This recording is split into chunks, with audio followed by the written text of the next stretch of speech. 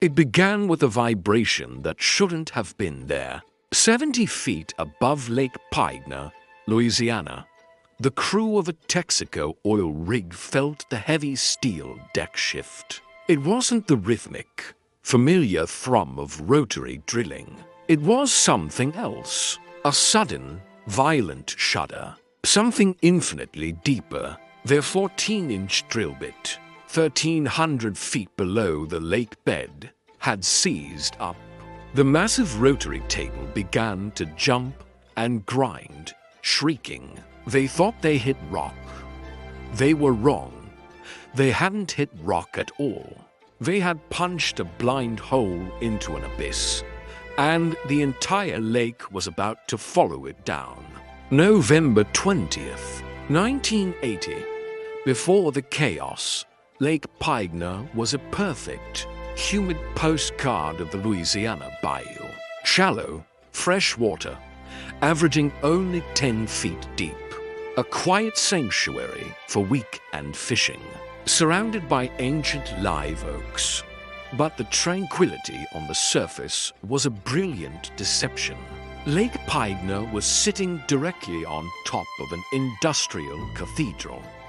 Directly beneath the lake lay the Diamond Crystal Salt Mine. For over 6 decades, miners had carved out a sprawling subterranean labyrinth.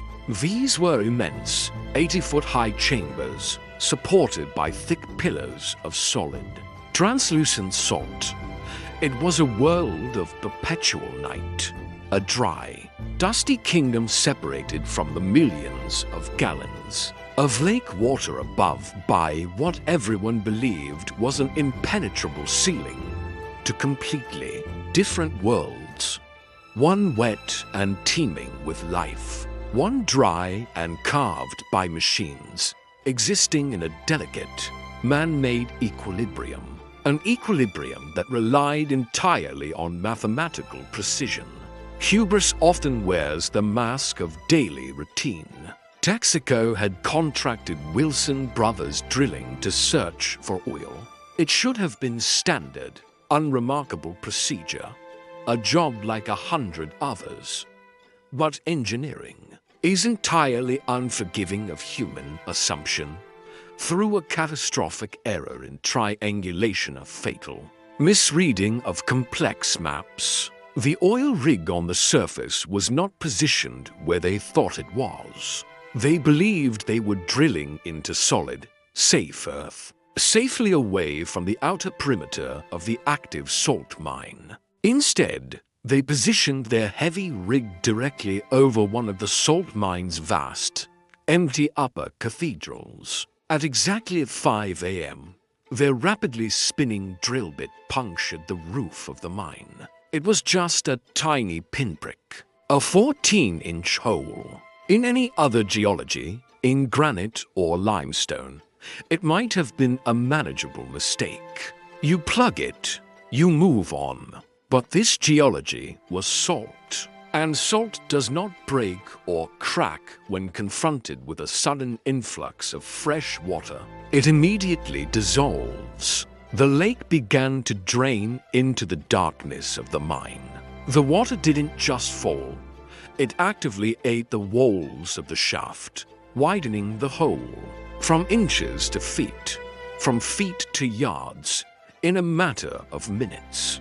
The physics of the environment changed instantly and violently. On the surface, the rig crew realized their situation was terminal. The 150-foot steel derrick began to groan and twist, listing heavily, as the supportive lake bed beneath its pylons simply liquefied into a slurry.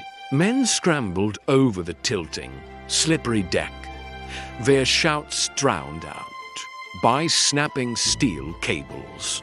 They abandoned ship into small aluminum boats moments before the unthinkable happened. The tiny puncture wound had ripped open into a gaping, insatiable maw. A massive vortex formed in the center of Lake Peigneur. It was a terrifying whirlpool of biblical proportions, a churning black eye of mud and debris-generating suction forces strong enough to reverse the flow of local rivers. The $5 million drilling rig was the very first sacrifice. It didn't merely sink, it was inhaled. The massive structure vanished into the swirling eye in seconds, violently dragged down into the darkness of the salt mine below. But the true, suffocating horror was just beginning underground. We are about to descend into the pitch-black mine with 55 men facing impossible odds. If these stories of engineering hubris and the raw human will to survive resonate with you, please take a second to help us build this channel. We are trying to reach 1,000 subscribers so we can keep unearthing these forgotten disasters. Like this video and subscribe now to join us in the archives. Now, back to the abyss. 1,300 feet down, 55 miners were going about the heavy labor of their early morning shift. They felt the sudden change in air pressure first, a sharp popping in their ears, like descending rapidly in an airplane. Then came the unnatural wind, as millions of gallons of lake water violently displaced the trapped air. Inside the mine's massive chambers, hurricane-force gusts blasted through the narrow tunnels. The wind instantly extinguished their primary lights and kicked up blinding, suffocating clouds of white salt dust. The salt pillars around them began to groan and pop, like distant gunfire under the shifting weight of the earth.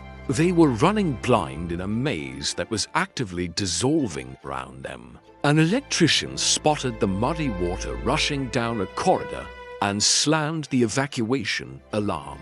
Their only escape was a slow-moving, open-cage industrial hoist lift. The evacuation became a masterpiece of disciplined, terrifying panic.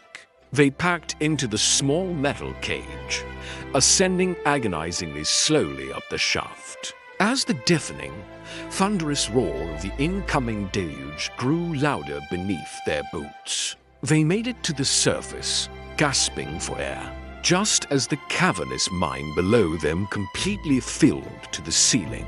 By the afternoon, the impossible had happened. Lake Peigneur was simply gone. The hollowed-out earth had swallowed over 3.5 billion gallons of water. The suction of the whirlpool was so immense it completely reversed the flow of the Del Combre Canal, which historically connected the lake to the Gulf of Mexico.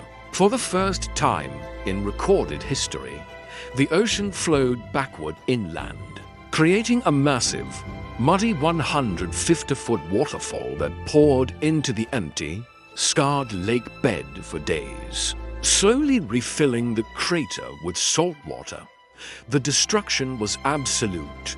11 heavy barges, a tugboat, massive chunks of the shoreline, and 65 acres of meticulously curated botanical gardens, complete with ancient oak trees, were violently dragged down into the new abyss when the churning waters finally stabilized days later. Lake Peigneur had returned, but it was irrevocably, permanently changed. It was no longer a shallow, fresh bayou.